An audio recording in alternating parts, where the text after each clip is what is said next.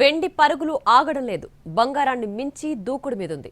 చూస్తుండగానే 2.5 లక్షలు దాటింది. ఇవాళ ఏకంగా 9,000 పెరిగింది. పెరిగిన రేటుతో కలిపి ఇవాల్టి వెండి ధర కిలో 2,54,000 రౌండ్ ఫిగర్కి చేరింది.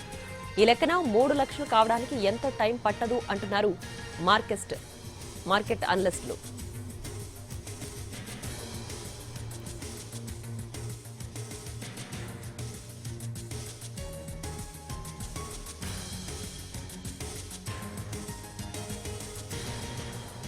మరోవైపు 10 గ్రాముల ప్యూర్ గోల్డ్ 770 పెరిగింది. ప్రస్తుతం 24 క్యారెట్ల తులం 1,40,000 20 దగ్గర ఉంది.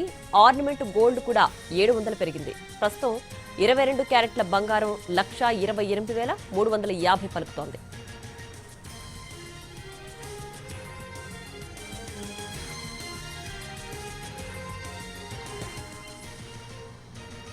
వెండి పరుగులు ఆగడం లేదు.